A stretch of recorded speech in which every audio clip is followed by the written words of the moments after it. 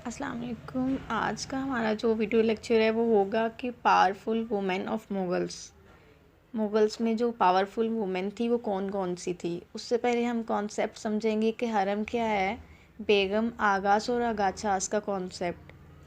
हरम बेसिकली कहते हैं a secret place where the royal daughter begum sister और लिव्ड, जहाँ पे जो मुग़ल बादशाहों की बेटियाँ, उनकी वाइफ्स, उनकी आंट्स और उनकी जो वर्कर्स थी, ख़वातीन, वो वहाँ पे रहती थी। बट हमारे हिस्ट्री में मोस्टली इसका कॉन्सेप्ट गलत दिया जाता है कि शायद हरम एक ऐसी प्लेस है जहाँ पे सिर्फ बादशाह ऐशो आराम के लिए जिन उन्होंने वहाँ औरतें रखी हुई थी, लेकिन ये कॉन्सेप्ट बिल्कुल गलत है। नेक्स्ट वन अगर बात करें कि इनके यहाँ ये अपनी वाइफ्स को बेगम भी कहते थे, आगाज़ भी कहते थे, अगाछास भी कहते थे। तो इन तीनों में क्या डिफरेंट है? बेगम वो औरतें होती थी जो कि बादशाहों की या कोई प्रिंसेस होती थी, बादशाहों की बेटियां होती थी और वो बादशाहों से शादियां कर लेती थी, ठीक है, जो रॉयल ख़ानदान से आती थी।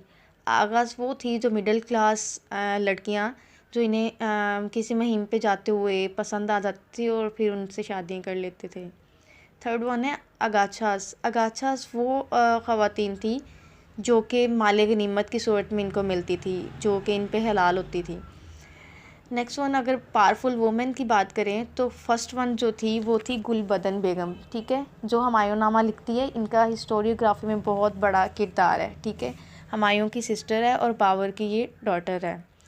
ये हमें जो 16th सेंचुरी की हिस्ट्री है वो कम्प्लीटली हमें समझने के लिए हमारे पास प्राइमरी सोर्स है उस टाइम का।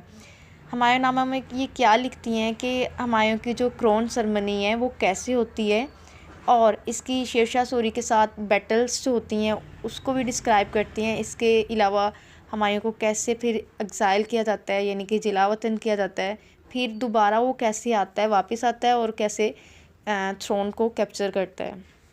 सो 16th सेंचुरी की जो हमें सोसाइटी है, वहाँ के लोगों का कल्चर है, वो हमें समझने के लिए हमारे पास जो प्राइमरी सोर्स है वो गुलबदन बेगम का ये अकाउंट है हुमायूंनामा। इसके थ्रू हम समझ सकते हैं।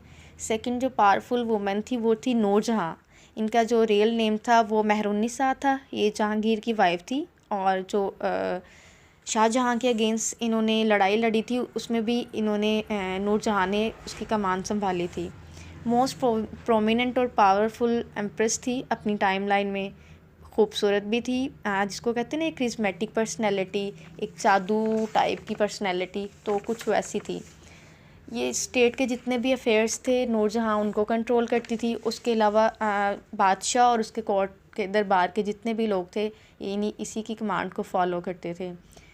पावरफुल इतनी थी कि उस टाइम का जो कौन था उस पे इसका स्ट्रक था नाम, उसका कौन पे सिक्का था उस पे इसका नाम इजरा हुआ था। और इसके अलावा जितने भी रॉयल ऑर्डर्स थे वो भी इन्हीं के थ्रू होते थे।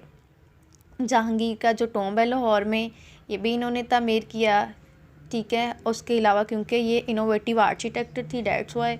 उसके अलावा ये फादर अपने का जो म्यूज़ियम है आगरा में उसको भी ये बिल्ड करती हैं। जितने भी पावरफुल की बात की जाए तो जितने भी गवर्नमेंट ऑफिशियल्स को अपॉइंट करना होता था वो इन्हीं के थ्रू किया जाता था। पोइट भी थी, एक्सपर्ट हंटर भी थी, उसके अलावा इनोवेटिव आर्किटेक्ट भी थी।